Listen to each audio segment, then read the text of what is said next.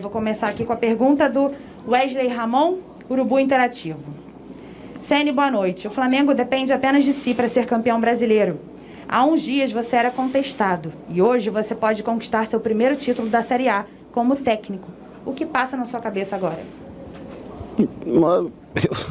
Eu vejo cada jogo da mesma maneira. Eu entendo, às vezes, logicamente, né, o resultado não vem como foi foram nos dois primeiros jogos desse ano contra Fluminense e Ceará. Até o jogo contra o Fluminense bem parecido com esse, que a gente dominando o primeiro tempo, fazendo 1-0. Né, ainda bem, até sofremos um pouquinho no início do segundo tempo esse jogo e depois fizemos o segundo gol que faltou contra o Fluminense naquela ocasião.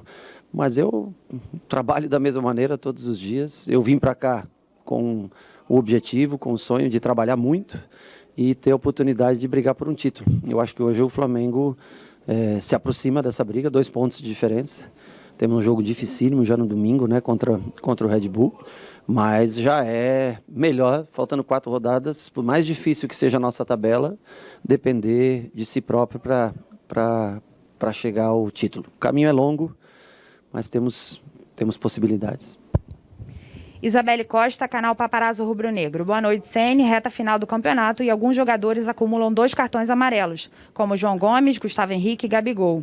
A substituição do jogador no segundo tempo foi para proteger o atleta de tomar o 3º cartão e ficar fora da próxima partida? Bom, antes de responder sobre os que acumulam 2 cartões, a primeira arbitragem do Klaus é muito boa, ele é, para mim, acho que o melhor árbitro do país hoje. Mas no caso do Diego, que tomou o 3º, é curioso para mim, sabe? Porque uma bola dividida, ao meu ver, estava bem na minha frente, né? Ele salta ombro com ombro, bate a cabeça com cabeça, o jogador, e ele toma um cartão amarelo. E aí tem um pênalti a nosso favor, um jogador que evita uma chance clara de gol, e ele já tinha o cartão amarelo. Então chama o VAR, vê o pênalti, uma chance óbvia de gol. Eu talvez, logicamente, eu não tenho conhecimento tão profundo como a arbitragem da regra, mas acho estranho como é que um jogador, uma falta, contato, meio do campo, toma um 3º cartão e desfalca a gente para o jogo de domingo. E um pênalti claríssimo, não há o 2º cartão amarelo. Eu repito, não tenho conhecimento profundo da regra, mas achei um pouco estranho. Sobre os outros, eu tenho o João Gomes pendurado, eu tenho o Gabriel pendurado, com 2 cartões, o João Lucas na lateral direita pendurado, o Gustavo, sem dúvida nenhuma, quando a gente pode preservar um jogador que está pendurado e que é importante, se ele tiver no minuto 65, 70, e a gente vê também que a necessidade de uma outra característica de jogo, nós temos que fazer a substituição necessária. Às vezes para preservar, ou 50% para preservar o jogador, e outra parte por necessidade que o jogo pede, pela mudança que a gente vê quando o jogo precisa, pela característica de jogadores que nós temos. Caê Mota, GE. A arrancada do Flamengo passa muito pela dupla Diego e Gerson.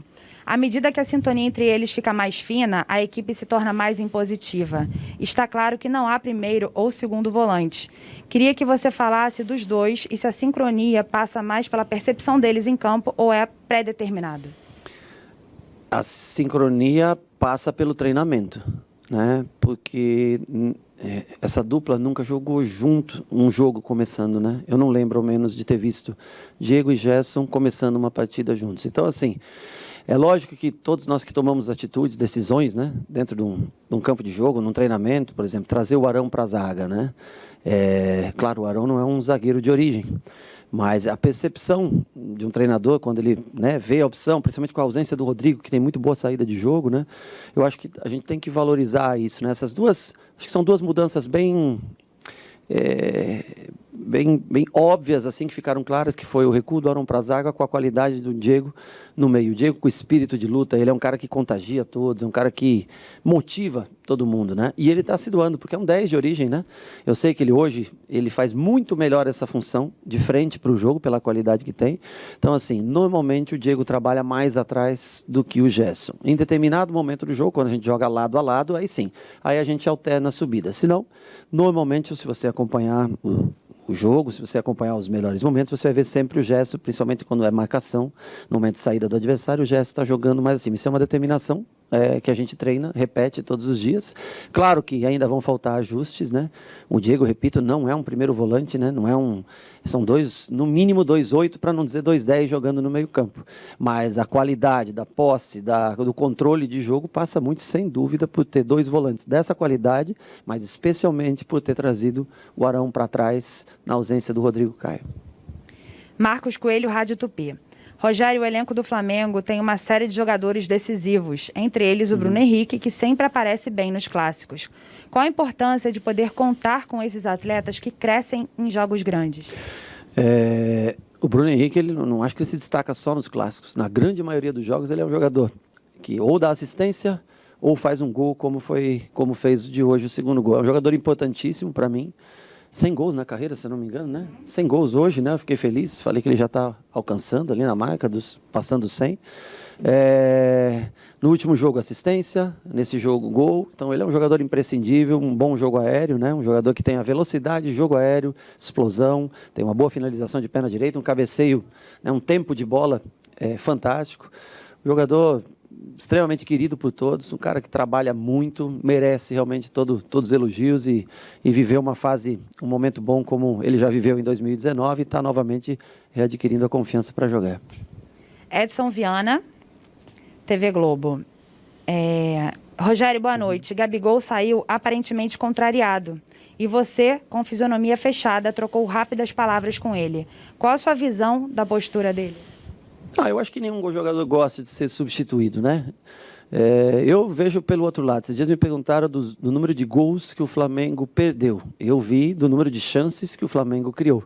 Eu acho que cada um tem um comportamento, cada um age de uma maneira, mas não tem problema. Eu conheço bem o Gabriel, trabalho com ele todos os dias, sei que ele queria ficar mais tempo em campo, mas nós temos o Pedro também, que é um jogador importante nessa função. Naquele momento eu achava que precisava de um jogador para segurar um pouco mais essa bola, para a chegada dos outros jogadores à frente, e logo depois até sai o gol, mas sem problema nenhum. Conheço bem o jeito do Gabriel, todo dia, não há problema nenhum.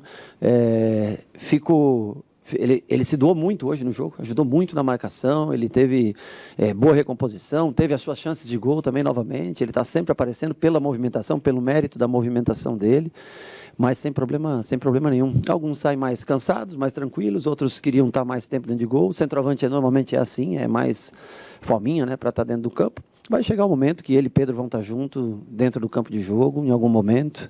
E infelizmente, outras vezes, ele vai ser substituído, faz parte do jogo, faz parte da decisão que um treinador tem que tomar, mas sem problema algum. Max Oliveira, canal Domínio Rubro Negro.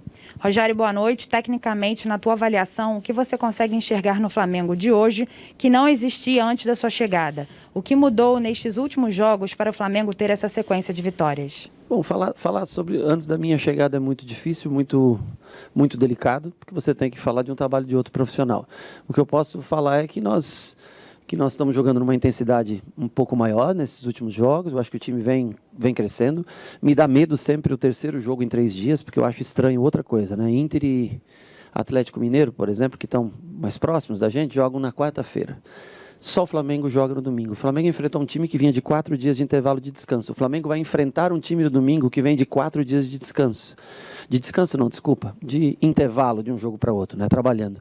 E nós estamos vindo sempre com 3. Semana passada foi a mesma coisa, nós jogamos segunda, quinta e domingo. Agora, segunda, quinta e domingo novamente. Então, assim, um pouco se a rodada acaba só na quarta, né, por que nós não podemos estender um dia a mais? Essas 24 horas a mais seriam muito importantes para nós, para a recuperação dos jogadores. Uma pena que eu não entendo por que a gente não consegue ter esse dia a mais, sendo que a rodada só acaba 3 dias após o nosso jogo.